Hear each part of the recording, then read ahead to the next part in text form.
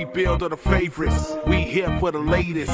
South side or the north side. Not tuned to the greatest. Home team for the home teams. Both sides got our own rings. On the mound or the long ball. But we don't put the wrong strings. Yeah. It's that time of the year now. Wrigley or guarantees for the whole league that we hear now. New show with a new mood. Discussions and interviews. Trade rumors that might be. This is Pinwheels and Knife. Told you 8-10, yeah, dog. Oh, the music stopped. Shit. Yep. All right. Screw it. You guys ready? Yep. 3, 2, 1. What's going on, everybody? It is Thursday, January 25th, and you have found the Pinwheels and Ivy podcast. I am Matt Sawaski, a.k.a. Father Zoe, a.k.a. Off-Season Podcasting Hall of Famer. And with me, as always, Mr. Aldo Soto. For the love of God, Cubs, please do something. We can't have another week of what I think is about to happen tonight, which is great podcasting, actually. So never mind. Jed, keep sitting on your hands. We have our first unintentionally funny comment. Not used to Aldo on the bottom. Us neither. Usually he's a top. Hey. I am normally top. And that other voice you're hearing, he's back, ladies and gentlemen. So we no longer have to use. Wait, where'd it go? Oh, you deleted it. Oh, it's been replaced. Shit. The other one was better. The good Reverend K. Fids. Yeah, and again, in keeping with the last episode I was on tradition, we're back to these edible cubes again. So we're going to go ahead and eat 2 of these before the broadcast so that I don't get too excited about the Rhys Hoskins signing with the Brewers within the division. On this show, I was convinced to go away from Chapman and into Hoskins, and now I feel robbed. Turn back, Kevin. We got to switch narratives. You got to be nimble, man. You got to be on your toes. You got to be flexible. So we joke a lot, ladies and gentlemen. We joke. We like to have fun. We kid around, you know. But the running joke here is off-season podcasting. Ladies and gentlemen, we are peak off-season podcasting because for some reason, like how much it's like 34 out of the top 50, something like that. A lot. Well, there's like what was that list? 100 and something free agents. Yeah, there's like 150 free agents that still haven't signed. I don't know. I feel like somebody said on this podcast it was going to be February. I know I said that, and Beef was like, well, the February is only a week away. I was like, he said that at the beginning of January, dude. I got you back. Yeah, this is off-season podcasting, ladies and gentlemen. I have no idea what's going to happen tonight. I'm not even going to fake an agenda because I have no fucking clue. You know what? Call to the people in the chat. Give us your hottest Hall of Fame. We are going. This is a straight call to the bullpen episode. Johnny Holstaff. This is a Johnny Holstaff episode. It's a Johnny Holstaff episode if I ever seen one. I like that a lot. That's the title for Spotify. Yeah, we're gonna need it tonight. Let's snap this keg. As always, the show is brought to you by Sports Mockery, sportsmockery.com. Make sure you download the app, turn on push notifications so you'll be the first to know any and all breaking Chicago sports news. There's a lot of stuff going on, folks. Unfortunately, not in baseball, but in the NFL, NHL, even the Blackhawks are starting to put together what they think is their core. Sports Mockery, sportsmockery.com. And keep your eyes out for a potential new White Sox writer. Ooh. And also brought to you by Uncle Bud's, 9700 South Cicero. For all the old school Southsiders, it's where TC's used to be. Great food. I've heard that some people are actually addicted to it, senor. And yeah, go out there. Something every night. Bingo one night. Karaoke the other night. Live music. Probably the best Golden Tee machine I've played in a long time. Darts. They got video poker, video slots, everything. Good food, good drinks. A lot of local brews. Uncle Bud's, 9700 South Cicero. I don't know what it is, but I can guarantee you they're going to have a really good Super Bowl special. We have our first super chat. Our boy Drew, $4.99.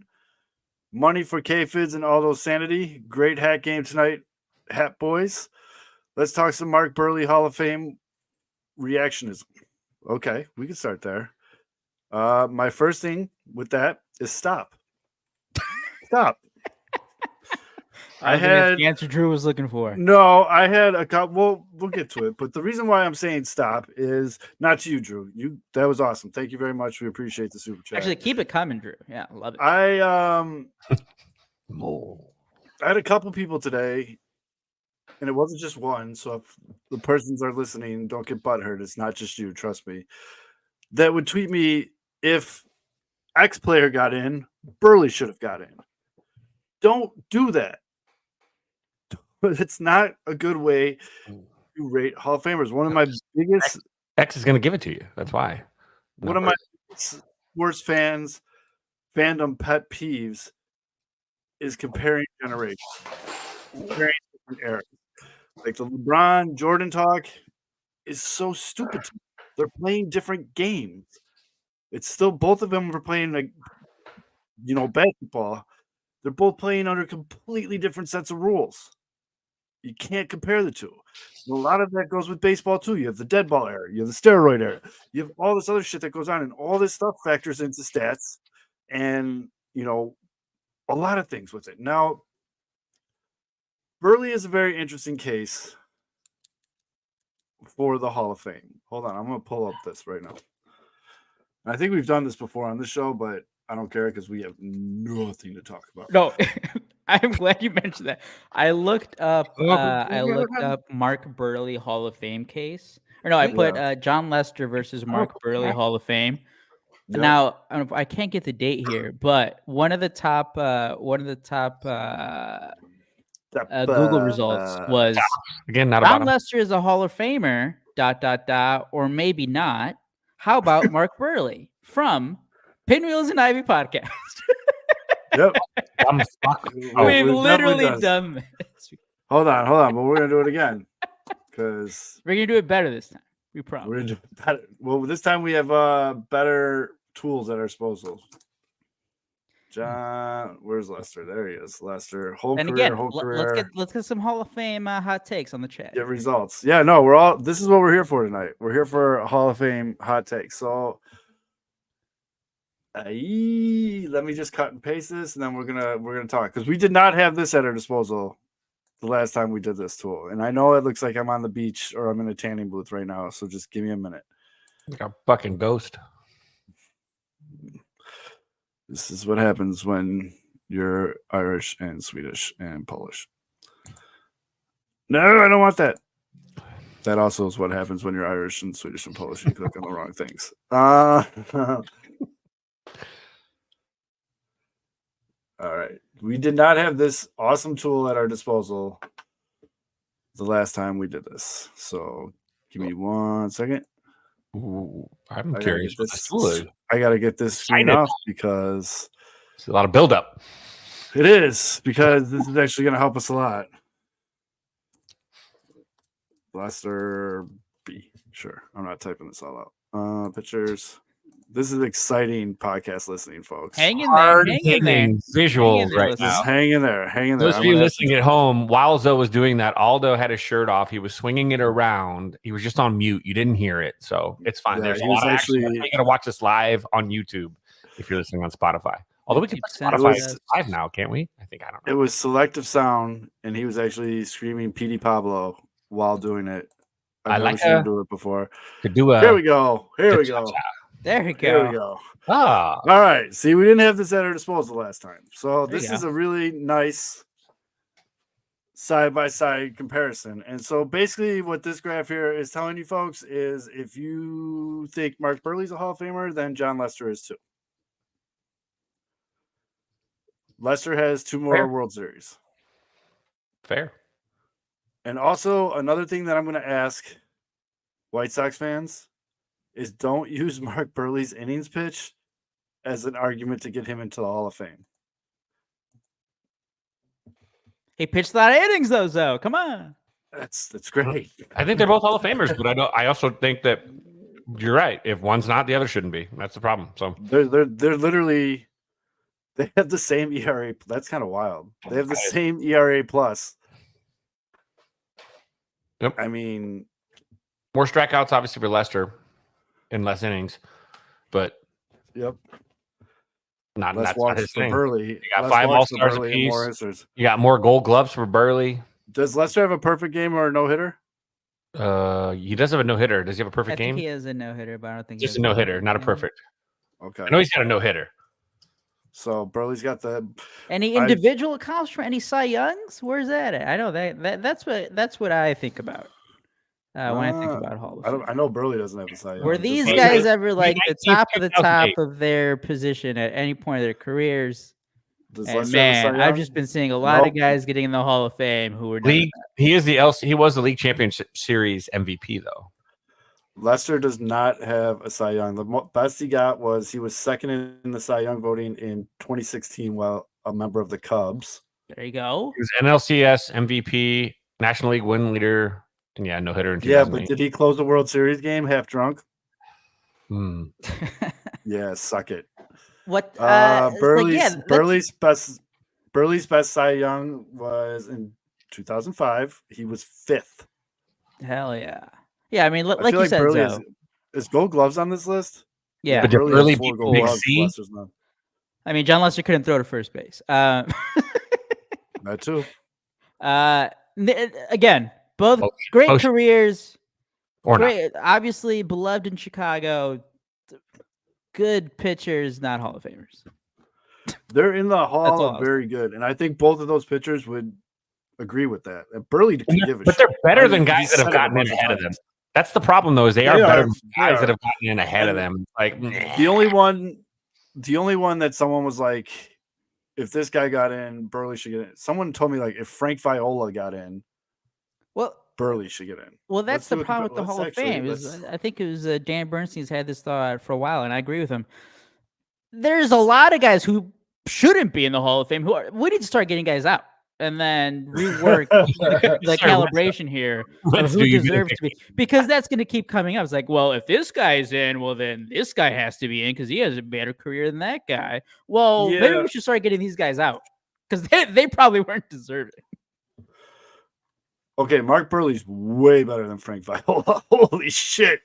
Well, I think that's the thing. I think we need to get Frank Viola out of there. In the same graph, I'm not going to do the whole like. hell of a dancer, though. Where is it at? Here we go. Can you guys see this? Mm-hmm. He has better hair than Burley, though. Notice that is all one ugly dude, man. Those wings are fucking glorious. And that mustache. look, He almost looks like what's his name from Home Alone.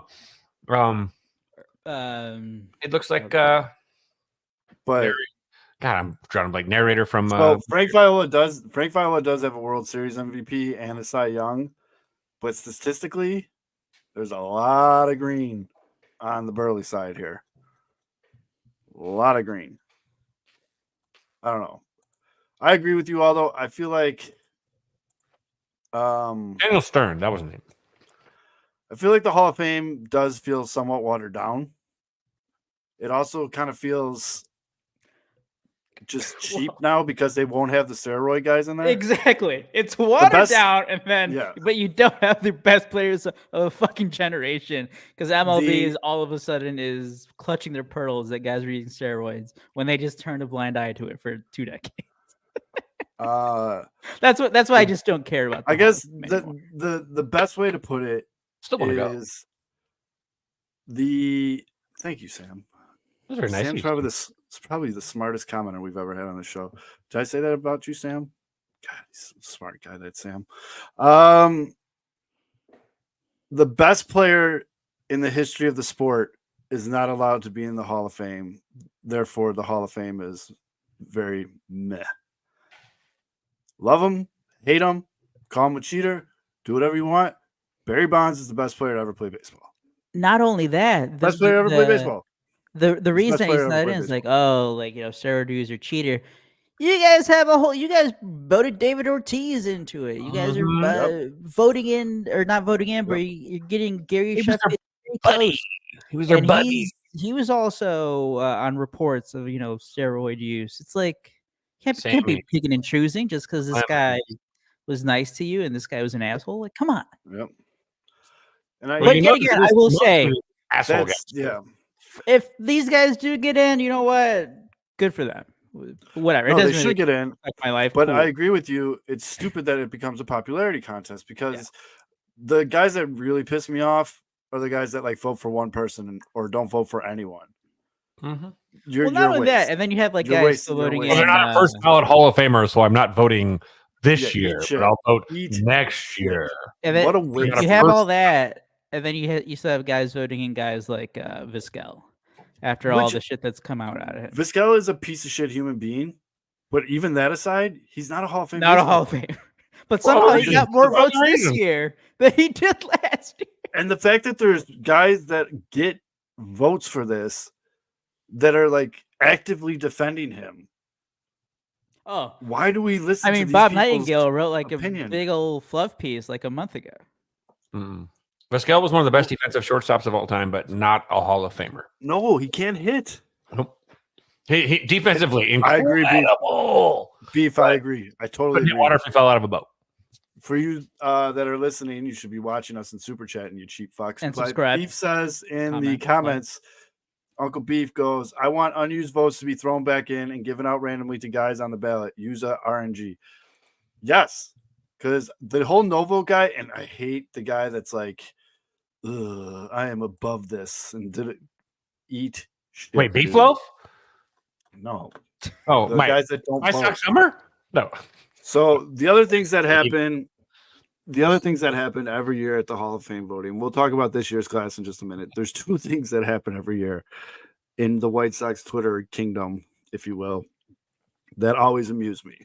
One is White Sox Dave puts out his fake ballot and he just trolls mainly Yankee fans. And for some reason, these fucking morons all think that he has a legit ballot.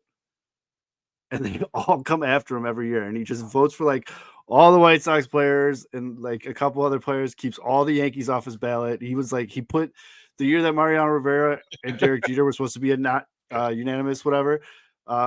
He left them off and like, you're the motherfucker that didn't vote for it and all this stuff. It's great. He does it every year. It's an awesome bit. It's fantastic. The other thing, too, is Ozzie Guillen's kids bitching about the Hall of Fame class. Every year, dude.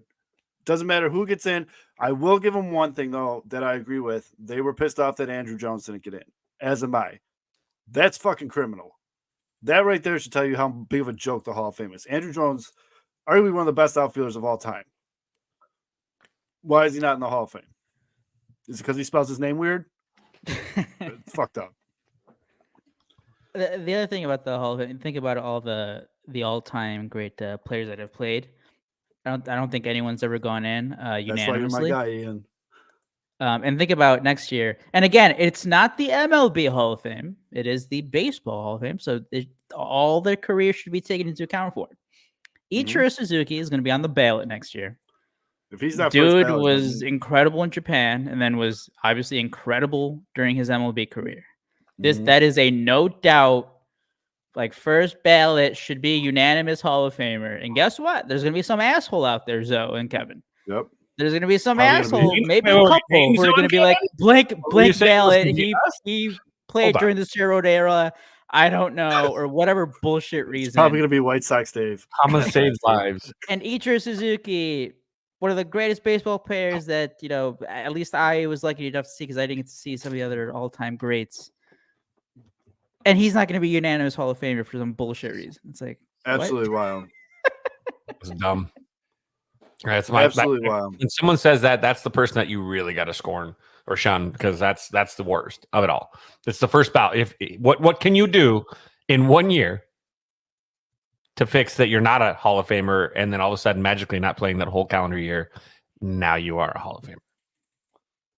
It's just although they were first ballot Hall of Famers, Kevin. That's why. Yeah. When this happens, though, too, it makes me wonder, like, how much goes on, like, after, like, before the votes, after the votes, how much, just like with the Heisman and stuff, how much behind the scenes marketing and, campaigning there really is that leads up to this. And obviously, when you're dealing with this, film critics or it happens. Jimmy, yes.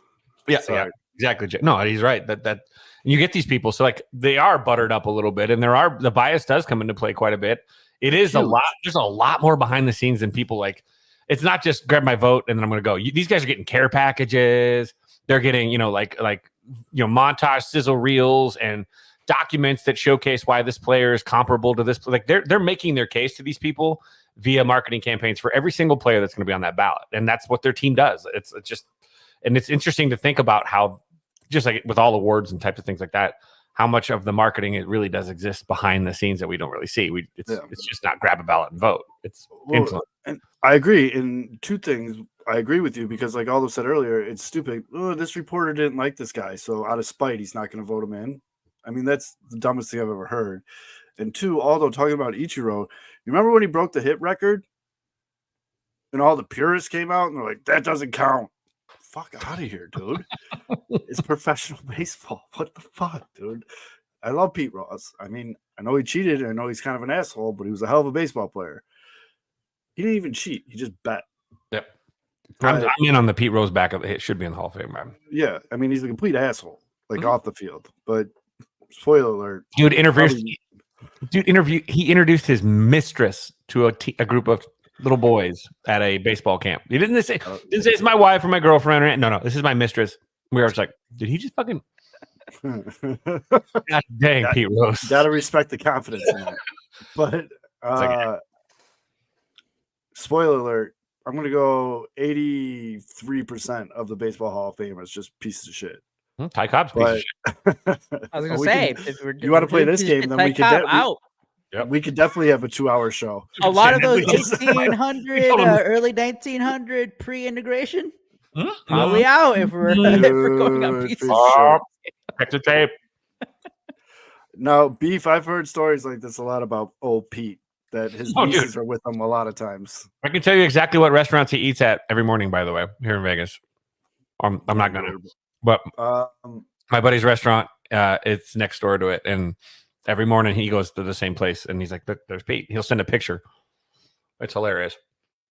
Pete. So he's mean to the waitresses in a good way, by the way. He treats the waitresses good poorly. Does that make sense? Yep. He's that guy.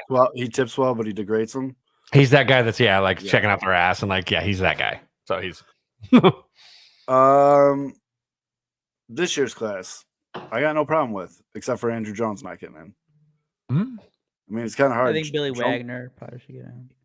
I think Wagner's in next year for sure. He got better. He's going to get better this year. But Joe Mauer, White Sox fans, come on. Yeah. Oh, so the point that you made about this is like the best football Hall of Fame class of baseball players. Yeah. I think you're right. Like what other Joe Mauer is the highest rated high school prospect in the history of the state of Minnesota. Mm-hmm. He had a full ride to Florida State. He was going to be their starting quarterback. And he's like, nah, son, I'm going to go play baseball. He was number one baseball, number one football recruit out of high school. Kind of turned out to be a solid decision as we're talking about him being a first ballot Hall of Famer. But I don't understand how anyone that is a White Sox fan could disagree with Joe Mauer being in the Hall of Fame. You watched him literally just spank your favorite team for the better part of a decade. He was a great catcher. I'd have Joe Mauer on my team any day. I hated him because he played for the Twins. He played for the Piranha Twins. Suck it, Mauer was one of my favorite things to say when they were playing him. I think that was a fake Kenny Williams account that started that. But, hey, man, he was good. You got to respect the game. Now that he's gone, you can talk about it. Joe Mauer, 100% deserve it. Now, the funniest one to me, because I've gotten texts from 3 people, different friend groups or whatever. They don't even really know each other. All texting me, holy shit, I didn't know Adrian Beltre was that good. Yeah. I saw he got into the Hall of Fame, and I looked at his stats. Holy shit. Yes, folks. If you don't know, go look at Adrian Beltre's numbers. He was a fucking animal. And he was probably one of the more well-liked guys in the league. Hilarious. I mean, go watch the YouTube video. I'm pretty sure everyone that watches this show has watched the YouTube video. Like, don't touch his head because he'd get pissed off. And they would run up and, like, on routine fly balls, like run up like I gotta get it and just freak him out and shit. He got kicked out of a game because he moved the on deck circle. So like I don't know, it's pretty funny. I did say different friend groups. What I don't understand, yeah, dog. Also, a guy who played. I have a friends group and they're really ballpark. different, but maybe that's what he means, like special but not special. No, I just mean they don't know each other. Oh, But yeah, if you're bored and you want to see something what a really good baseball player's career looks like, go look at Adrian Beltre's career stats. And then or NWO. yeah, Stats. just you put that on a tee, and I'm not going to take the bait. And then Todd Helton. Todd. That's actually, I'm going to do that. You want to do the other comparisons? Yep, I'm doing that right now. I'm doing that right meow. What do you think it's going to be, Kevin? If Todd, this is what we've been seeing a little bit about this week. If Todd Helton is a Hall of Famer, then blank should be in. So who's that blank? And it's coming from White Sox Twitter. And it's coming from White Sox Twitter. So My webcam works just fine, buddy. If you got to donate something, donate your time to fix my office up. Who do I think the White Sox fans would say? yes. And is this like comparable to Todd Helton, or is it just a player that had like not really, but for some reason White Sox like fans some stats, like somewhat comparable. I don't know the exact numbers, but they it's both like, have ears and a nose? Both. I will say, all right, this guy has more World Series championships, more All-Star appearances, more home runs, and more RBIs. Everything else, Todd Helton wins. But this is the guy. Is that what Cubs Drew killer Kevin? Yes, talking about? Drew is correct. Konerko? Yes. Oh, There it is, ladies and gentlemen. For all those that keep saying it and bringing it up that's not and even over close. and over again, this is the comparison you've all wanted. jeez. Here it is. As I mentioned, shut up. That is called perception versus reality. Yes. Wow. That is a Hall of Famer. Todd Helton's a Hall of Famer. I mean, Konerko's not too. That's We're talking about over 30. We're talking about a WAR difference of over 30. God. Dang. Yeah, I mean, you're talking about first baseman, but you know what? I'm actually surprised. Well, the defense there with the WAR. I'm kind of surprised that Helton didn't end up with more home runs playing in Colorado. Yes. That is the one surprising thing. Ooh, Zoe, we've got a challenge to your authority. No, I disagree. Give me a player that. So the question, the statement is from John Carney is that aside from batting average, Mauer's offensive numbers are not Hall of Fame worthy. Ooh. But Abreu, according to Beefloaf, has a more B-WAR than Konerko, and he didn't play in MLB till 27 or whatever. He's right. The people gotta chill, man. I get the homerism about all this shit and everything like that. I get it all. I get it. Yeah, Dog says, you tell him, Beef. So Joe Mauer was an MVP, a 6-time All-Star, 3-time Gold Glove, 5-time Silver Slugger, 3-time batting title, a career WAR of 55.2, a career slash line career batting average of 306, with an OPP of 388, slugging of 439, OPS of 827, and an OPS plus of 124. His Hall of Fame statistics. Remember, Baseball Reference gives us these little gems now. His black ink statistic is 15. His gray ink is 43. His Hall of Fame monitor is 92. And his Hall of Fame standards is 41. So, in those numbers, our friend in the Allen, John Carney, is right, because all of those numbers are below your average Hall of Famer.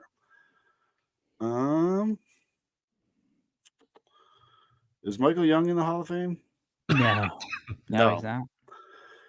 His similarity, he has a higher batting, similarity score than a lot of different Hall of Famers. But yeah, that's Joe Mauer.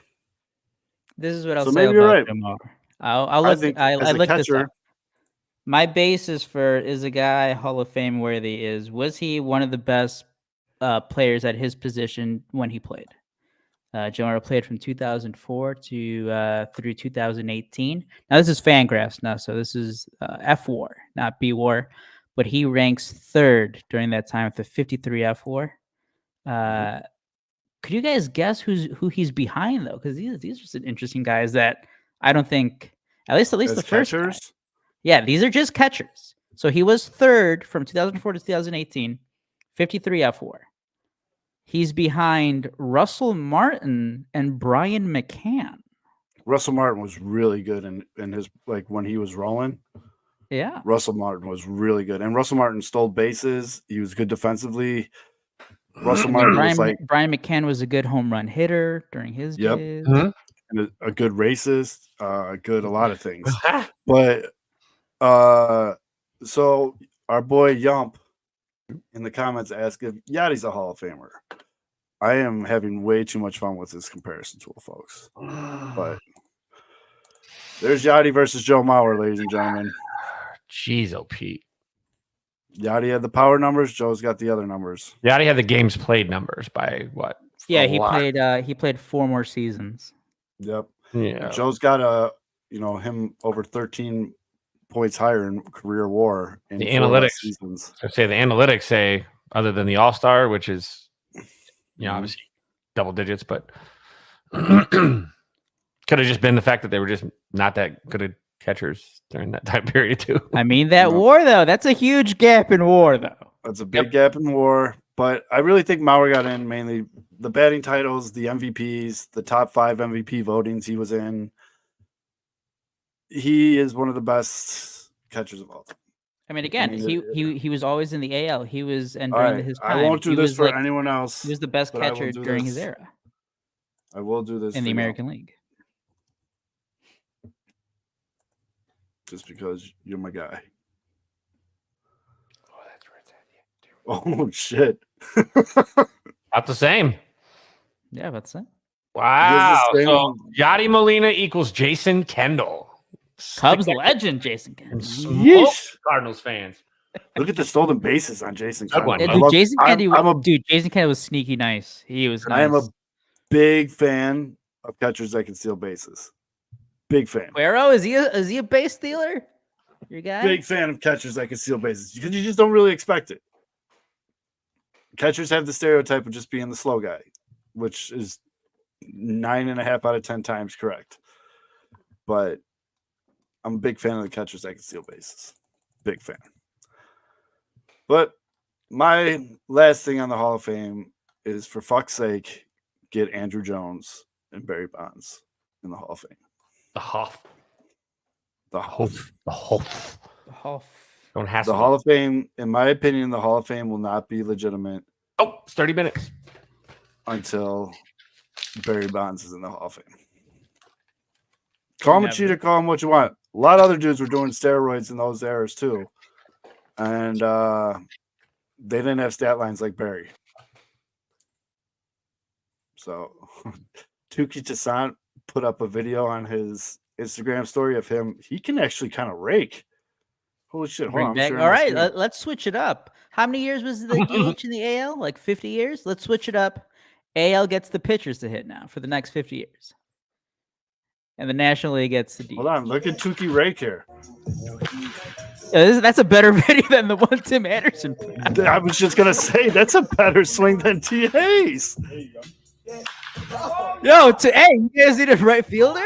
Because Chris Get's been getting in Tuki's ear, like, wait, Tuki, we do have a spot open in right field, second base, maybe. Shout out to the 200. Shout out to our friends at Sox on 35th for throwing that video up on Twitter, and their caption was Tuki Ohtani loading.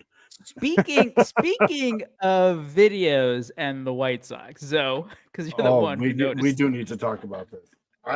Trust me, a lot of people. Yeah, bring it up, set it up. So hold on, I want to get. Did they take it all? They took it all down. Yeah, they deleted both on Twitter, on Instagram, on Twitter. So whoever was running the White Sox social media account on Tuesday, I think has a vendetta against Jacob Gonzalez because they tweeted out like just getting started and had a stat graphic pic of him, and they're terrible stats. Oh no, it's still on Instagram though. And then the Instagram post. Oh wait, never mind. They put just getting. No, that's because someone grabbed a screen grab. No, this is somebody else. It's Jacob Burke that they put up 4 days ago. I thought that was Jacob Gonzalez. But then they put up video highlights for first round pick. Call it that. Jacob Gonzalez, and one of the highlights is a soft ground ball to first base. It's a ground out, but he got an RBI. No, Zoe. It wasn't a couple. It was the highlight was an RBI ground out. A soft RBI ground out to first. Like, why? Why did they do that? Is this? I mean, I know we're down bad. All right, I know we're down bad. I know we're down real bad. But are we seriously this bad that we're putting up ground out to first base highlights for our first round draft picks? Which, by the way, this is brutal, dude. But they have like a top 15 prospect in Colson Montgomery. Just post his highlights every day. Just do that, White Sox. Come on. Every day, roll it. Just roll it. Bloop. Again, it's okay to ignore a rough couple months for your first round draft pick. It's okay. White Sox fans weren't asking where are the Jacob Gonzalez highlights. Not at all. I think Mitch said it once, like, yo, he had a shitty. Yeah, he was bad. He was bad. And I was like, yeah, okay, well, let him play a full season, let him get a full offseason in, like whatever. I'm not overly concerned about Jacob Gonzalez's development at this state right now. I mean, again, he plays the left side of the infield. We got a kid that we got a guy. Colson Montgomery is that guy. You know what? What if this was just like motivation? It's like, yo, Jacob Gonzalez. I don't know what it was. You want more graphics? You better get those numbers. I think someone went rogue, dude. Someone in the social media team, like Jerry Maguire, that shit. Who's coming with me? What if it literally was? It's just an intern, and obviously they're doing social media, but it's not someone who knows baseball.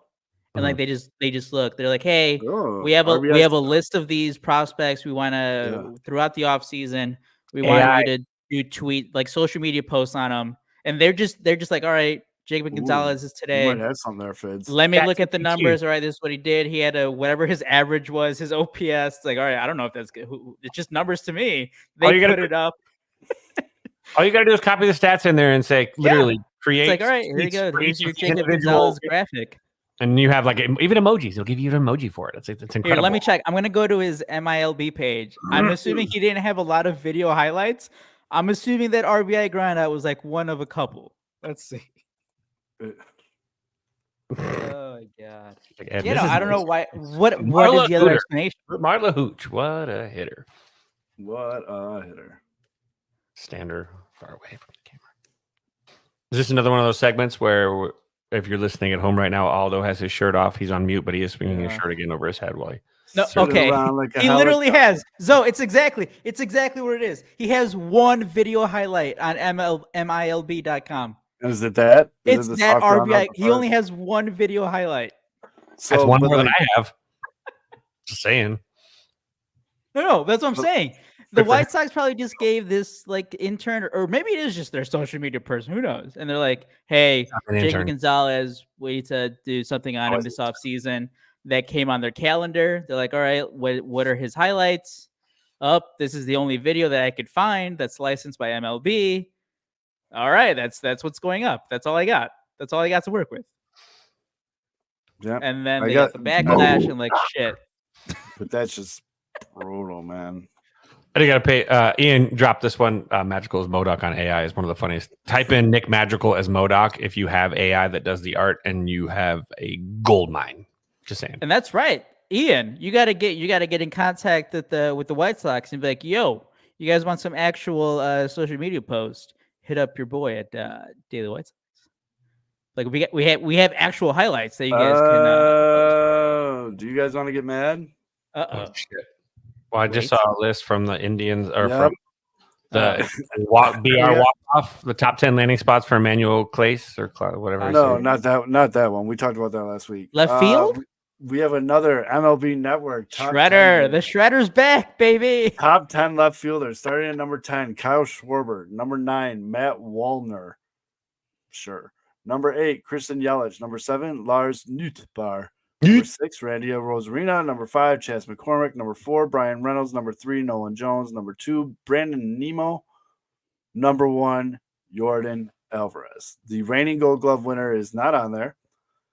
And then our boy over at Obvious Shirts replied with a graphic of his own where he had the list and he put how many games they played at left field next to their name.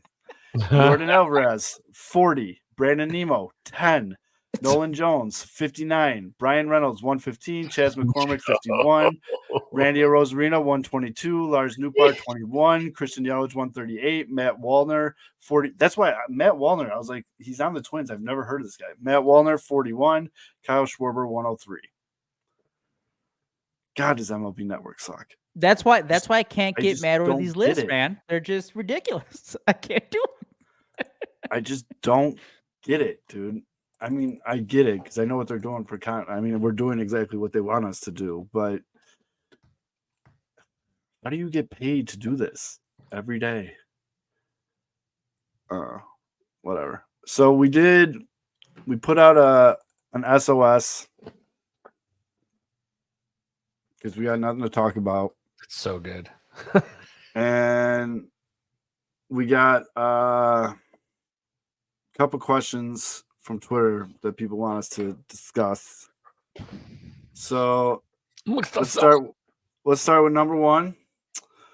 We can just kind of go round robin with this comment section. Fire it up in here too. What is the ideal baseball/softball position you'd like to teach your kid to play? Now, Fids, very valid follow-up question. Are we talking lefty or righty? For the sake of this, we'll go one time around righty, one time around lefty. That work? All right. So righty, shortstop. Because when they grow up with most athletic, most versatility, and again, unless you're like Shohei Ohtani, you're gonna be making a lot of money, the most money in the league. Shortstop. Fids, right-handed. I'm going to give you the right. answer that any real coach worth their weight in salt will give you. Don't specialize. Learn all fucking 9, please. No, well, that's not the question. Boo. Well, that's not the question. Boo. That was the question. If I had to choose only one, can I choose the 2? Because my 2 really, it's a 2-pronged approach. Because if you're going to play shortstop, you better be a fucking pitcher too at that age, at a younger age. Best athletes play short. Best arms are on the bump if you're a right-hander. Yep. So my right-handed one is because it's my kid. So sorry, bud, but you're going to be slow. But you're gonna have a pretty good arm. You're gonna be able to move laterally pretty good. You know what? You're just gonna carry on the time-honored tradition in this family. You're gonna be the fucking captain out there. You're gonna be the catcher. So that's good. Yep. I mean, I played catcher. A lot of my cousins, a lot of my uncles, we all play catcher because we all kind of big boys who can move, got good arms, but we're slow as shit. So. I caught all the way up. I caught all the way up to see that would be 11-year-old. I still caught a little bit in majors, I guess. I caught a little bit of majors. I caught some once in a blue moon. I actually in high school I caught my own no-hitter. Long story short, I started the game. I was dominating. It was against a really bad team. I was dominating, and the guy that was catching, his name was Andy. At the top of the 5th inning, we were up like 20. He's like, "Can I pitch?" I'm like, "Yeah, sure, flip." He came in, he walked like 3 straight dudes. Our coach came out, had a switch, take the equipment off, put me back on the bump because you can switch positions in that manner. And I finished the inning and I literally caught my own no-hitter. So that was a weird thing. But big fan of switching positions. Never specialized though. But after that, yeah, if you're not gonna move, that's a good spot for you. Third base too is good for a guy with an arm like that and isn't super lateral. Yeah, left-handed. I used to play corner infield a lot too. Yeah. Left-handed, no doubt, pitching. Yeah, pitcher. I'm not even gonna like beat around the bush. Pitcher. Yeah, outside of pitching, obviously you want a center fielder. Right, but pitcher. There's Which some is usually the same. horse shit relievers in the MLB that they had long careers just because they're left-handed. What are you trying to say about Chase and Dick? I wasn't saying that about Jason. I have one guy in mind. Yes. Although that's why we're on the same page. There he is. That's funny. Oh man, that's the Dwayne Wade to LeBron alley-oop the alley-oop. right there. That was perfect. That's the T you wanted teed up as opposed to the one earlier. But yeah, no, lefty, just get him on the bump. Like you said, Fizz, if he needs to, he can play shortstop or center field, but no, not really shortstop, but center field. You can play in the outfield in off days if he wants to hit. I mean, look, if you're doing it right, you're going to just, tie your kid's right hand behind his back until he's like 6. But that's only if you're doing it right. So most people don't. Yeah. I'm not wrong fucking guess.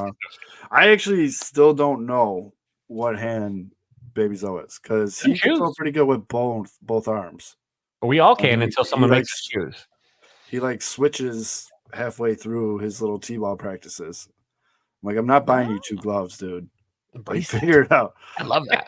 I love that, dude. Because that means he's going to fine tune something, and eventually he'll decide when one supersedes the other. But he's got a pretty good arm, dude. Old to be something. He's allowing like literally the fit, his physicality take over and choose for him. Because eventually he might be a little stronger with his right arm or his left arm. Maybe he has more command with one of them. Something's going to click where he's going to be like, I like this one better, and he's going to obviously. But that's still exactly what throws right, hits left. Ooh, that'd be awesome. Oh, right-handers should hit real well. But to be honest, I just don't. Exactly what I said about the catcher. I mean, I'm already, like, he's in this like intro to T-ball class, right? And it's 3 to 5 year olds. He's 3, and it's mostly 5 years old. They run sprints. He's last by a long shot. Granted, he's 3. These kids like actually know how to run, and he's kind of like bopping. He's not even running, but I'm just laughing because I'm like, yep, that's my kid last, like his dad. But then they do like throwing drills. He's out throwing most of these 5-year-olds. There you go. I'm like, hell yeah, dude. He doesn't throw like a straight, like a rope yet, but he can throw it farther than them. And I'm like, oh shit. And he does it with both hands. That's awesome. All right. Maybe a stocky second baseman, good arms. I don't know, man. Beat Alonso at first base if he doesn't get super tall. Or Andrew Vaughn, one of the two. I mean, don't get me wrong. I'm trying to be a very realistic sports dad. That's like my goal in life. I don't want to be one of those guys that's like, oh shit, my kid's gonna be Trout. Like, I get it. Like, high school baseball is pretty much going to be the end of the road here. But yeah, if he can hit, he could do some shit. But we'll see. They haven't gotten to that. I think we're doing that on Saturday. I'll let you guys know. Eventually, it takes work. Yeah, we did base running and throwing. Zoe, you can start a TikTok series and just be like, obviously it's a joke. You do it as a bit. You could be the obnoxious dad at like T-ball practice. Give scouting reports. Give scouting reports. Just like Coach Beard would be a total piece of shit. Like I would, but a piece of shit. Like I would, but I feel terrible because like I don't even like taking pictures of him when he's at this camp because I don't want to put like other kids' faces on social media and shit like that because. Some parents are weird about. I mean, obviously, I don't give a shit, but some parents are like super weird about that stuff, and so anyone that's listening, you bring up a good point too. So for anybody that's listening, and you got a little one, as they're developing as a young ball player, 2 things that are going to be a necessity: obviously a tee, and then some string and just a regular like thin sheet from a bed. Hang those up. Get a little basket. Hang the sheet over. You can put it in a laundry room as long as there's swing space. You can put it in a garage as long as there's swing space. You can undo the string too, so it doesn't get in the way. You can remove it and put it back, and have a place for a kid to go in there and hit off the tee into that little. Again, just wiffle balls are fine. Tennis balls work too. Wiffle balls are fine. Hit into that net. It's not going to hurt anything. Let them keep fine tuning there. That's also you can get some saw toss in there, but you have an opportunity.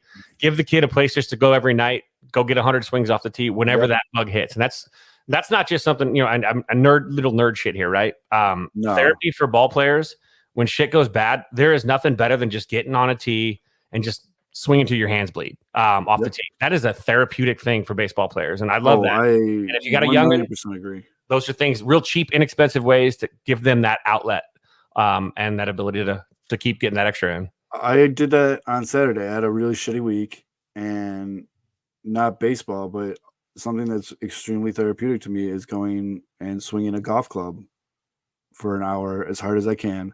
Like, no one talked to me. I'm not talking to anybody. I put my headphones on full blast, and I just fucking take daddy hacks the whole time, just and like until my back hurts, everything. But tell you what, I feel great after that. Like, I feel really good after that. Go story. I am the leprechaun. But to Missy's question, I don't care what he plays, to be honest with you. I just want him to play. But if he's like, dude, baseball sucks, I'm gonna be like, all right, word. What do you want to do? But I want to dance. I want to, sure, be the best fucking dancer you can be, kid. Days of You know what I mean? Like, I don't really give a shit, but it seems like he likes it. What I said, it was funny, dude. Like, I've never seen him be competitive before.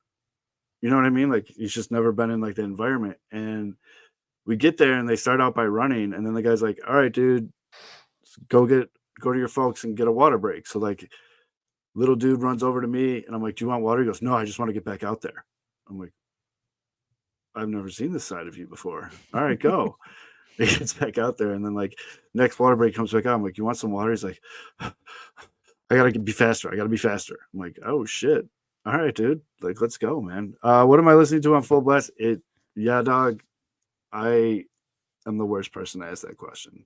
I really do listen to everything. It all depends on Saturday. It was a mix of Slipknot and butt rock. Do you know? I'm listening to this band lately. It's called Camp. CAAM. Not bad at all. Not bad. I've heard of them. I'm digging them. It's a little bit like Trampled by Turtles ish. Yep. Which I'm a big fan of. So yes, I've been listening to a lot of Alex Sox. New Black Keys song was really good. Came out yesterday. We are not in a Coolers League yet. This is indoor in a gym T-ball. I have to sit in a folding chair along the wall. And people laugh at me because when he does good, I'm like, yeah, dude. So like, is this guy high? I'm like, no, I'm really not. Like, yeah, dude. Good job, dude. Yeah, but what were we talking about? Oh, next question. Slipknot is a very good band. Ooh, I did get my Innings Fest passes came today for Innings Fest, Aldo. So I don't know if my fiance is coming to the game or not. So if she doesn't come to the game, then your ticket's yours totally. Left field berm. Beautiful. Left field berm, and then going straight to the show right afterwards, which is Greta Van Fleet, 311, Jimmy Eat World, and then that night's Red Hot Chili Peppers, which would be kind of cool. Oh shit. And then good, next night is the Ryan Dempster show, and then I think it's I want to say the ones I'm going to at least. It's going to be Young the Giant, obviously Hozier is the headliner, and then who are the other two? Shit, I forget now. I always forget. There's two like in the middle of that between those that are pretty good. Oh, and for you golfers out there, I demoed the new Callaway Paradigm Smoke AI driver. Good Lord. Oh, speaking of which, let's put up that super chat. We're broke bitches banner. Oh, Macklemore and Third Eye Blind. That's what it was. Macklemore and Third Eye Blind. That'll be pretty cool. Because that shit is expensive. But yeah, go check out that driver because it's awesome. Next question. Make predictions of what the White Sox program will be like at the #Elitist season ticket holder event Friday. Who will speak? What will they talk about? So, for those that don't know, the White Sox are not having Sox Fest, but they're doing their annual season ticket holder private event on Friday. Some people are mad about it. I think that's stupid.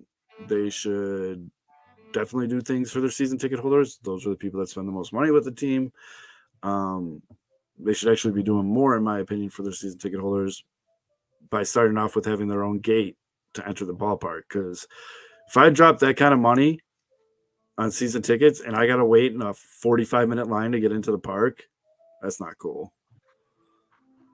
That's not cool. Trying to keep you bougie with a little bit of Beethoven. Yeah. That's not copyright. He's dead for a long time. Yeah. We're good there.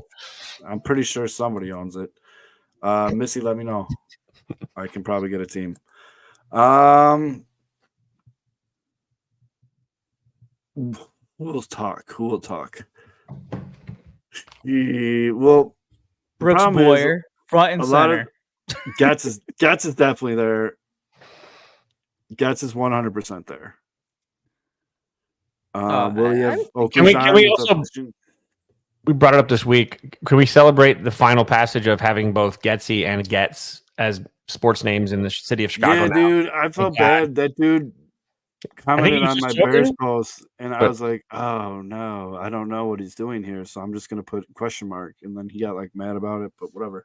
It's when the joke goes over someone's head. You shouldn't be mad at the other person. Anyways, I don't know. The problem is a lot of their big names don't speak English. Andrew Vaughn. Vaughn will probably be there. And I need Beef. If you're still watching, you don't need to comment or anything. Just listen. I need a picture of you next to Andrew Vaughn. Blink twice. We need the height. We need the height difference picture. For those of you who don't know, Beef's got some height to him, so I need the Beef next to Andrew Vaughn picture and we're a little bit thicker souls than normal too. Like get some real good. Actually, put Andrew Vaughn in between you and My Sock Summer. Take that picture. That would be awesome. It's gonna be like that Piper Perry meme.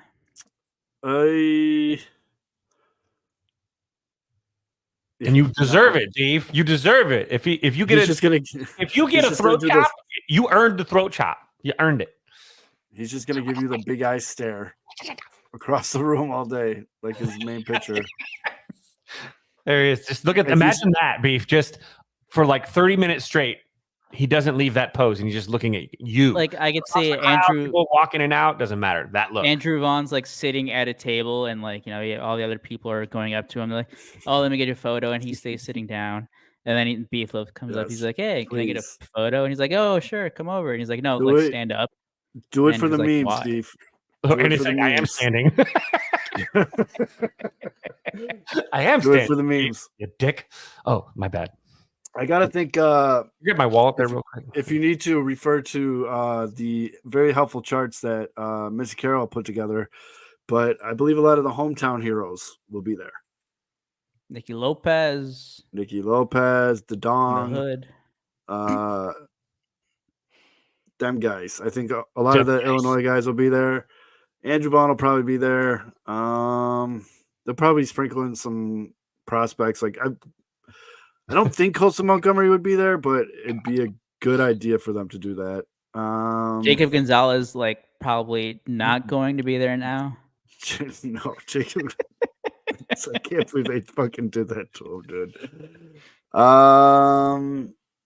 Who else? Cease? Would Dylan Cease be there? He's your star. He's not getting traded. It's too late for that. He's like in the woods frothing. Can you imagine he shows up, he gets traded we're in. There you go. See? All right. I think that's a good move by the White Sox to have Montgomery there. There you go. By the way, that Colson Montgomery will be there. I can't really think of anybody else that I like. Like who would you want to see? So if you were a season ticket holder and you went, who would you want to see? Colson Montgomery. Not this guy. I mean, I'd like to see. You might see him in the parking lot. Yeah, he's gonna be bumming smokes outside. I mean, I'd like to see like Yohan Moncada, Luis Robert, Eloy, but I've seen those guys at Sox Fest, and they'll talk for a couple minutes, and then when they just don't feel like talking, you just get hit with like the no English right away, and you're like, "Bro, I just saw you do a 20-minute interview. Like, stop." No, Eloy can't get away with that anymore. He does interviews now in English. Eloy would have. But let's transit. Oh yeah, let's. You guys saw this, right? Fizz, Did you see it? Eloy was on AJ Przinsky's show. What is it? Foul Territory. Foul Territory. Yep. And they were talking about this season, and there's a lot of, what guys say type shit. But the thing that Eloy said that really stood out to White Sox Twitter was, if I stay healthy for a full season, I could hit over 50 homers. Nope. No, come on. 40. He's at 40. 40. If I can stay healthy for a full season, I can hit over 40 bombs. Wait. The thing that pisses off White Sox Twitter is the fact that he said, if I can stay healthy. He's not right. He's being a realist, at least. I mean, no, he is, but Like, He does knows he already? Is he not his healthy right now? limitations, at least. I mean, I just would like him to focus more on the staying healthy part. I mean, he said he's had a great offseason working with the White Sox new hitting coach Thames. Like, they are seeing eye to eye. They're working a lot together. Like, everything's good, but it's unlucky. Some of the stuff's unlucky. Some of it's not. You do what you can to take care of your body, so you're in the perfect position, so that if you do something, at least you bounce back quicker. But I mean, some of his shit's been freakish. Some of it's been self-inflicted. Yeah, it's just. But I mean, it's hard. It's hard with players with health. Like, I'm learning this, with KB doing the same thing too. It's hard. And these guys work their ass off all off season, and then just a bum slide. They come out of the box too, and they get an injury that nags. And the nagging ones are the worst, because especially if you get it like in April or May, you're fucked. It's there. You're playing the next 4 or 5 months of your life with that nagging injury, and you make adjustments elsewhere, and you end up hurting something else too. It sucks. And I get it, but like Beef saying in the comments, and that's what I was kind of saying on Twitter too. Like, he's healthy right now, and the fact that he's sitting there thinking about being injured this season already. Yeah, because I think the like the back and forth when it was like AJ was like, oh, like, how many home runs can you hit for me this year? And he's like, oh, like over 30, and then Elo's like, well, if I'm healthy, I'll get you more than 40. But like, that was his first words. If I'm healthy. Yeah. It's like, come on. Like, wait, and like, no, that's why I was asking. I think, like, is he not healthy right now? Like, well, I don't know. If I play 162 games, I can hit 50 or 40 home runs. That's right. What I take that as. Like, but also, I think Eloy's ego took a huge blow. Kick rocks, Mitch. Speaking of blow. What a second. I could not have asked for a better entry. Whoa. All right, you're back. You had a massive echo for a minute there, but you're all right. But what we're talking about is Eloy saying if he's healthy, he can hit 40 home runs.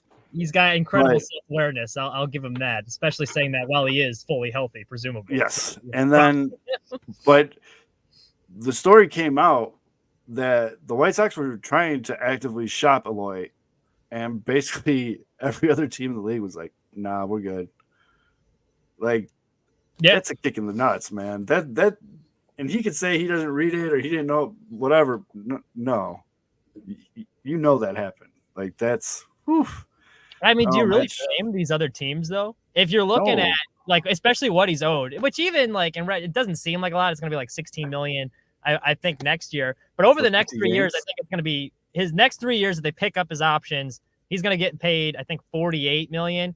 Well, Luis Gurriel, he just got paid $42 million for the same amount of time, and he has more home runs over the last 3 seasons, more RBIs than him. So, like, why are we paying more for a guy that's always hurt? He's supposed to hit home runs. He doesn't hit home runs anymore. So, and he can't play defense. He got like a 26, 27-year-old DH. So, like, yeah, no shit, your trade value is not going to be very good. Right. So, like, no one laughs at his, like, well, I remember when the Cubs traded me. It's like, that was cute when you were hitting like 35 home runs and, the White Sox were supposed to be good, but like, ain't nobody give a shit when the team is rebuilding and you have a 750 OPS. Right. It's telling about the whole thing too. His career high in homers is 31. That came during his rookie year. And like, you can use the injury thing and he was hurt during his rookie year too. He played 124 games. He's hurt every game. Last year he played 122. He hit 14. So like, or 18. But like, still significant drop off. Like, we haven't seen the pop since 2020. Really is the last time we've seen significant power from him. Here's my question to you all, though. What do you think? Soler, who was the original, or Eloy, who was supposed to be Soler evolved? Like, who's the better player? Eloy was supposed to be like, well, you're right. They were both like supposed to be like top prospect. But like, at this point, you look at it, Jorge Soler, he hits for power. Like, he does it. He has legit power. Like, he hits piss missiles, dude. I still want the White Sox to sign him. I don't care. The furthest balls I've ever seen in my entire life. The biggest thing when he was with the Cubs and he was traded for Wade Davis was like, if the DH existed back then, the Cubs probably would have found a way to keep him because like they really didn't have a spot for him. He obviously, we've seen he's not that good defensively and he hasn't gotten any better. He's pretty much just a DH now. But the Cubs were like, well, we have Hayward here. We already have a Schwarber out in left. we're not putting you in center. We have Dexter Fowler. Let's maximize your value here. Let's get an all-star closer. But he's not like the all-around star. He's not like the 5-tool player, but he's still a legit power guy. And it's like, if you're comparing him to Eloy, man, I know. I think Eloy's stock just fell so much because when he was traded in his rookie year, this dude was going to be a star. He was going to be a 40 home run hitter for the White Sox. He was going to be like Carlos Lee for you guys. Yeah. I threw a hissy. The day he was traded, I threw a hissy fit, like one of my trademark hissy fits too, like a big one that day. That was a bad one. I was very, very angry. That was a. Well, I think the different going to the Soler comparison, if you're going like raw talent, Eloy is I think he's the more talented hitter because he can hit for average too when he's on. Like you look at that Silver Slugger season he had in 2020, and he was hitting close to 300 with 14 homers in 55 games. Like that is the Eloy we expected to see throughout the duration of his career. And it just hasn't panned out. And I think some of that too is like, I mean, Kevin, you know better than anyone, as coach, baseball is a huge confidence sport. Like if you're not playing with confidence, then like if you get in a slump, that thing can spiral pretty quickly. So you get the injuries. He had some of the struggles. He's constantly rehabbing. I think the confidence definitely took a hit. Yep. And again, he was supposed to be Soler evolved, like a better version of Soler. Like that's what the expectation was. All around better offensive profile. Yeah. Yeah. It was almost like the man's evolution poster, right? It was go from Soler then to Eloy and then to Magical, right? Because that's wait. Super chat from our boy Johnny Southside Bomb. So cheers, homies. Cheers. One of the best mixtapes you'll ever see, by the way. Fantastic. Mitch's future co-host. Were you guys playing knockout or were you just having a 3-point shooting contest? You got to watch the video, man. I watched the Missy version. That was like perfect. No, I don't know. You gotta watch. I'm doing the 3-point challenge today, and I'm not gonna lie, I went 13 for 40. So like it wasn't much better. We barely cleared the benchmark, but yeah. Oof. I only had 10 minutes though, so I was kind of chucking them up. Oh, it was knockout. Yeah. Okay. No, they weren't playing knockout. That part. Yeah, but the main part of the video was HBIC trying to hit more 3-pointers than the Bulls did their first game of the season. What he had it was actually like I didn't think he was going to be able to do it. He actually hit it. He cleared it at a pretty. Yeah, it didn't look. Was he doing it stationary or off the? I got to see this now. Was he going down? It was stationary. That's hard. You got to yourself there. You got to get. You got to get the. I will say, dude, he shoots from like right here. And does like a flick. If it goes in, don't matter. No, I know if it goes in, it doesn't matter. But if we're playing pickup game, I'm putting that thing in the parking lot. Yeah, that's why he's a spot up shooter. He's catch and shoot. Yeah. Unless he gets around you first, and he's faster. You said you were a little bit slow of foot. No, I can block shots. You have to jump to block that. Now Zoe would just be like hand up. See, Fizz, I'm not fast, but I'm quick. Does that make sense? Oh yeah, well that's what they say about me thinking wise. I'm not fast, but I'm quick. But I'm slow. Not fast, but I'm quick. So that's why I was okay at basketball because I mean you're gonna beat me sprinting down the court, but I got pretty quick hands, so I can block shots and steal, and I got a pretty good jumper still. But yeah, that's the first thing I noticed when he took his first shot. I was like, oh boy. I think following the case race, it's a pickup basketball game afterwards, and that'll be the tiebreaker from the case race against this. I think a game. I don't. That's too much cardio. What about like a game of horse? Yeah, it's got to be or like half court or something. Yeah. I'm not running full. I'm not doing that much cardio. Let's be honest here now. I will say, Johnny Southside Bomb plays basketball like a hockey player. So is he the guy out there? How do you think Charles Oakley? Johnny's the guy that's always out of control that accidentally hits you in the nuts when he has to defend you, and you're the guy that like, please God, don't let him defend me today because he always hits you in the fucking nuts. That's the guy. He's the nut tapper, aren't you? Aren't you, guy? You're the nut tapper. Oh, those guys. I had a guy here. Oh God! Every time you leave on a Sunday morning. For those of you that know what I'm talking about, he plays basketball like a hockey player. It's physical, like 100%. That's like the perfect comparison. I can't find the video. What were we talking about? Oh, Eloy. Yeah, well, he's prove him wrong. Maybe he needed that. Maybe it's a little fire. You know what the funniest part of that whole clip was? I asked him, "Well, give us a total." I'd rather just do it. So he knew what he got. Yeah. Next question. Oh, Mitch, we got questions from the listeners today right. on Twitter. That's what we're What asking. about the previous one? Give me a rapid fire. Ideal position you would teach your kid to play in baseball? Shortstop. What if he's a lefty? Pitcher.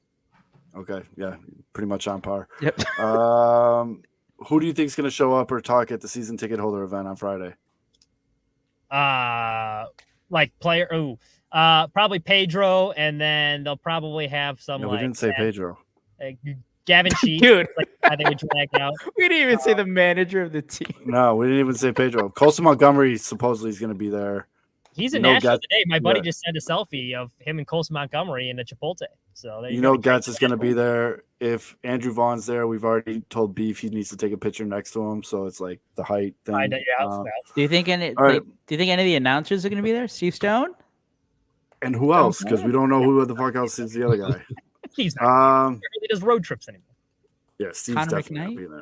not being there. The third question, I guess, is just for me, and we all know who this is from.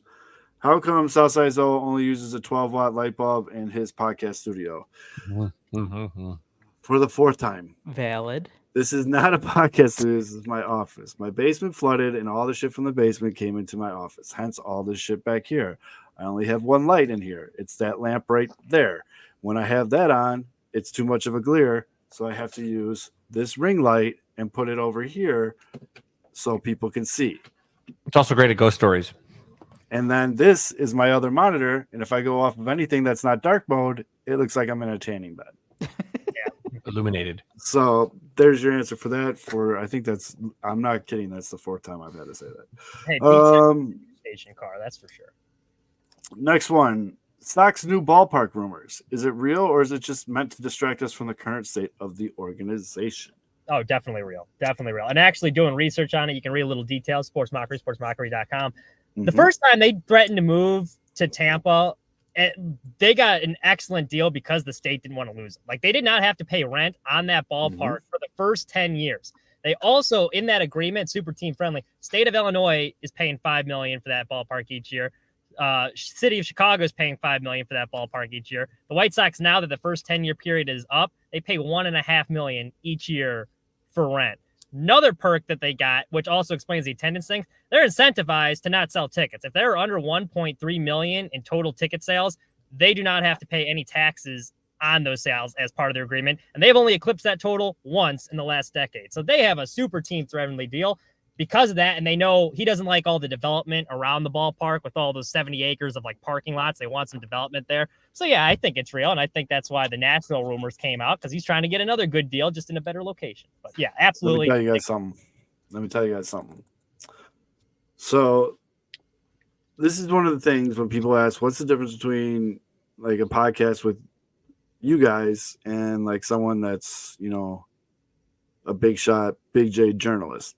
A lot of these big J journalists aren't from Chicago. I mean, it is what it is. I'm not like putting them down or anything like that. They're from far up north or a different state or something like that. So when you get shows like this that have guys that lived here their entire lives, people, especially people in union jobs, aka construction. Pipe fitters. This is real. Yeah. I'm just going to say that like that. This is real. I mean, he's been dropping hints for a while. Even last year, he was dropping a hint that, like, yeah, we're exploring. Like, with smoke, there's fire. Yep. I don't have, Nashville. No, it ain't going to be Nashville Fids. That ship's sailed, dude. I mean, I don't have connections like a lot of them do, like inside the team. Like, I don't know the assistant GM or I don't know this guy or that guy. But I know the guys that are going to do those guys got fired. I know the guys that are going to do the work. We'll put it that way. And it's real. I don't know when. I don't know any other details. I'll tell you what. It's going to have to be big news. They're not getting out the leases. Well, that was the other thing. We're all assuming, or I mean, again, to answer the question, I think it is real. And like how Mitch explained, with the timeline of Jerry and his leaks and the meetings with the mayor and the Nashville stuff coming out, he just wants a better deal this time around. Just like but also getting offers from every suburb. Like, but also I am wondering how long it is going to take to build that stadium, and if there's going to be any overlap of that lease comes up in after 2029, and they still don't have the new stadium open. Since we're on this topic, though, there is another rumor about this that we can share. Ooh. Let me get her exact name. The woman that might be connected with this, I've had 3 or 4 different people in the last week or so reach out to me to tell me this. Her name is Melody Hobson. For those of you that don't know, go ahead and Google her husband. Oh, we should do that right now. Hold on. Star Wars. Nothing but Star Wars. Oh, my goodness gracious. William Shatner. He was trying to do something near Soldier Field a few years ago, too. Like, I think he's trying to build a museum. He was trying to build a museum in the parking lot. The guy's worth like $5 billion. And I know it's a reach and it's fun. It's rumor fun time season, but yeah, that'd be cool. And yeah, she has more money than he does. Now, this is where it does concern me. If you look at the history of the 70, they call it that plot of land. They want to build it. There's been a lot of people that have been trying to develop stuff there. There's the 78. Yeah. There's been a lot of people trying to develop stuff there. Not a whole lot of traction. There's also been some sketchy investors that have gone through. I think it was like Rob Blagojevich is like one of his former assistants. Rob's legit. He's not in jail. He got in trouble. There's a former guy that had ties with Donald Trump that helped him do contracting in New York. He got indicted for the 2016 Russia election scandal thing. And there's also some Saudi Arabian guy that also got arrested. And those are the last people to try and develop stuff on there. So now Jerry's taking a crack at it. So good track record there. All right. I should clarify. I do want to clarify what I said earlier. Minority owner, huh? I didn't realize that. When people said, oh, when the question was, is this real? My answer is yes, it's real. Is it going to happen? I don't know. But I do know, like, it's a real thing. Like, this isn't just some, like, bullshit internet story. Like, yeah, she's the CEO, just so you know, she's the CEO and president of Ariel Investments, which is a Chicago-based firm with $12 billion in assets, which is a minority owner with the White Sox, apparently. The company that owns that plot of land, too, like the White Sox, for that deal to fall into place, because the White Sox would not be the only ones on that, 68 acres of land. They would just be like the anchor of it so they can attract all these other businesses around it. Northwestern's getting a lot of stuff that's kind of falling into place. Yeah, they have a academic center they're building. That's like the first tenant that's going to be there. And if you look at the first renderings, too, you can kind of see that big dome thing in the renderings.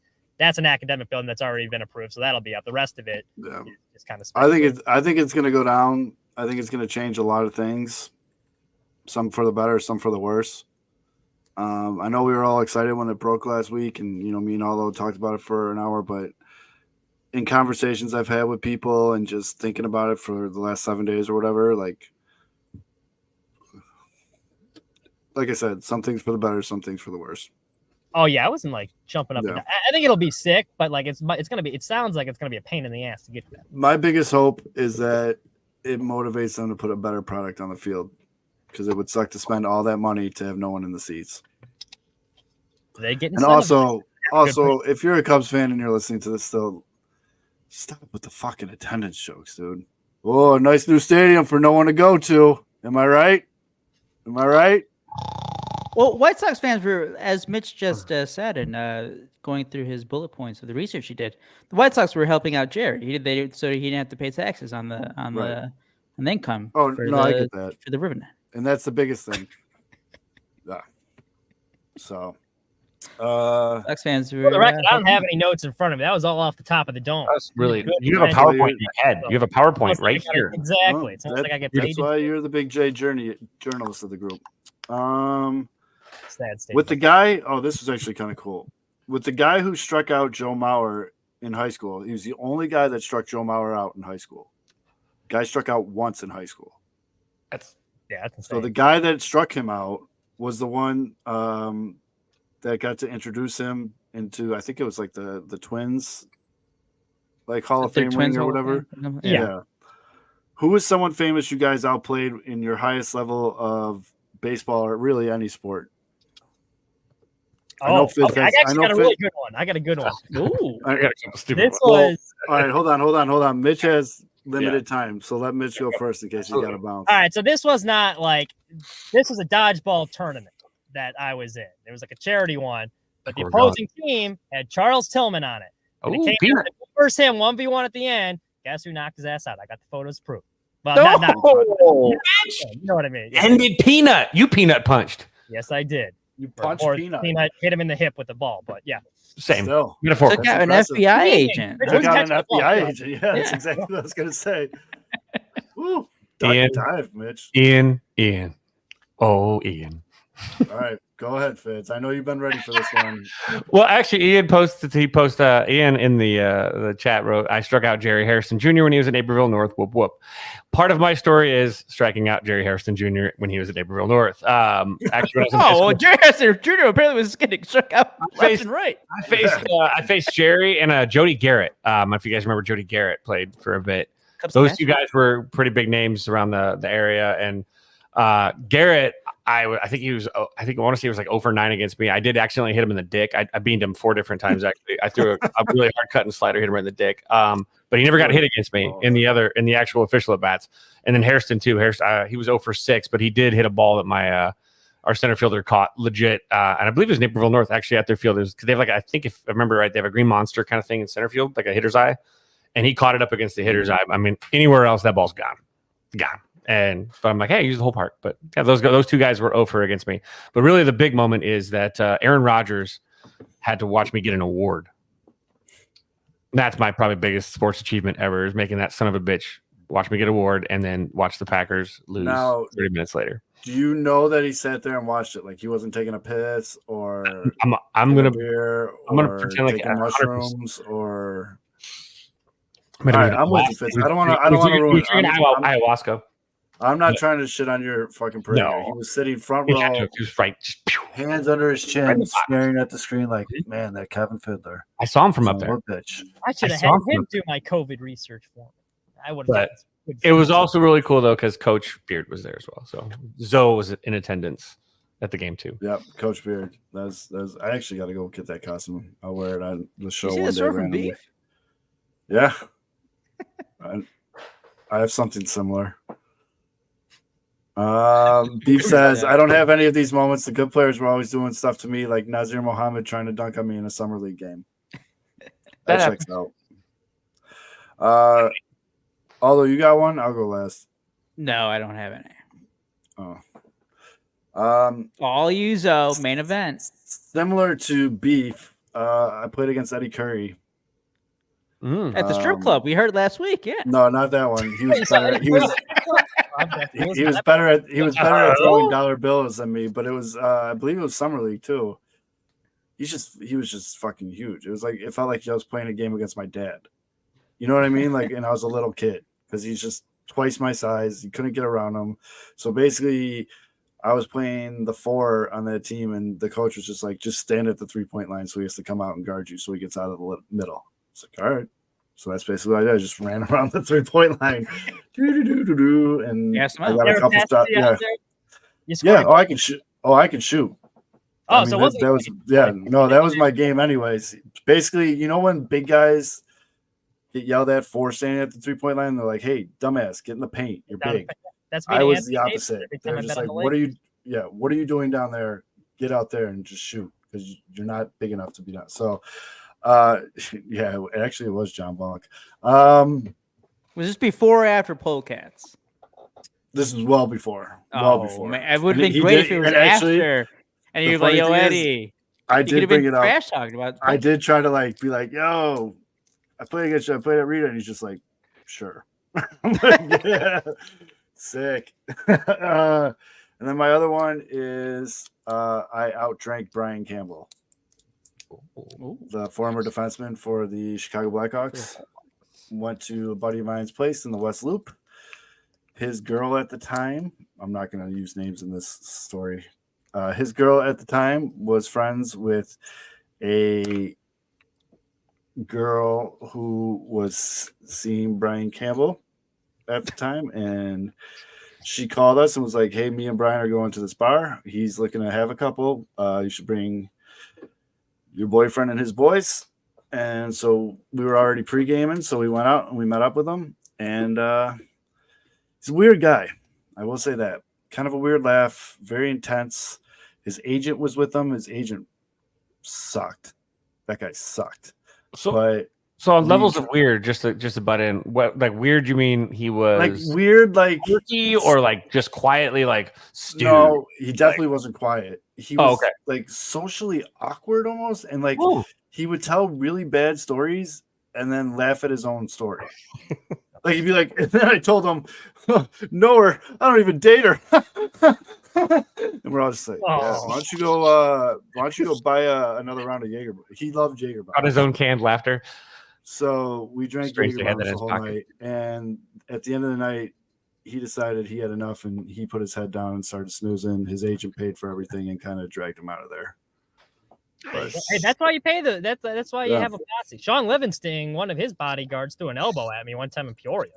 I was trying to get to the bathroom. He thought I was trying to get to Sean. Threw an elbow.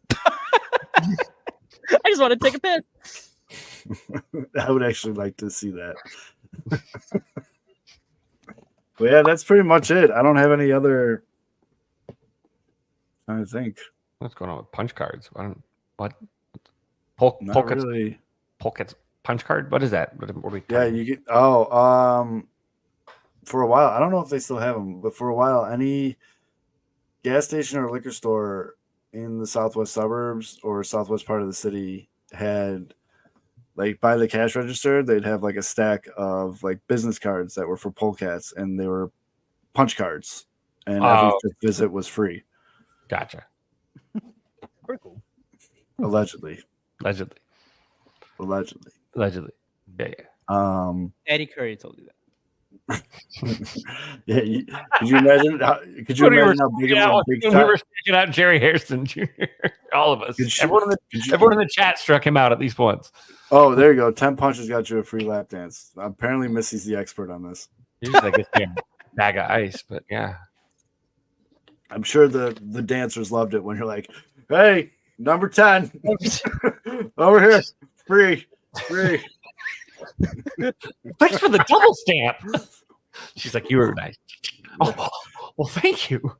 Oh, sick. I get to grind up on this weird dude for free? Yes. My job's the best.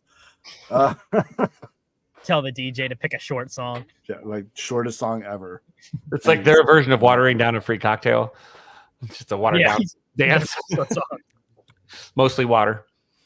Oh, that's funny as shit. Ice. But yeah, those are all the user questions. If you guys got questions, I know it's the usual suspects in the chat, but if you guys got questions you want us to talk about, go ahead.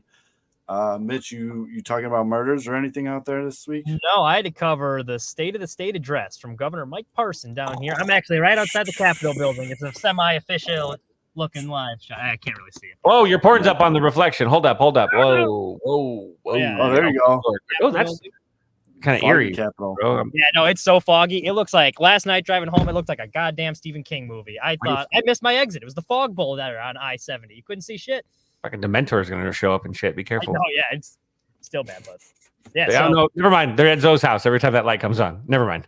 So my story tonight's on him pardoning over 600 people since he's been in office, which is a lot, apparently. So there you Yeah. I showed, by the way, last week. I didn't tell you guys this. I showed my class Wayne's World 2 because we finished The Graduate, and so none of them. I wanted to show them the joke because I had one kid literally said that Wayne's World 2 is their favorite movie for like 5 years, and they had never seen The Graduate, so they didn't get that joke, and they literally like burst laughing at the end of the actual Graduate because they realized what the joke was. But I showed the whole class the Wayne's World 2, and they were like, "Wayne's World what?" I'm like, "How many guys have watched Wayne's World?" And they're all like, Wayne's World party time. "It's just crazy." We are there now. We're like, we might as well be Charlie fucking Chaplin at this point. It's funny. Our film teacher, like, we had to see The Graduate as one of our things, so they did all of our. Oh, okay. Oh, wait, hold on. Time out. We actually got a baseball question. Oh, wait. From Bert. So, from Bert at the gym. Shout out, Bert. Love you, Bert. He asked, do you think they'd go to 6-man rotation given the pitch clock, et cetera, et cetera? Not sure what the et ceteras are here, but the answer to that is, yeah, I can see it.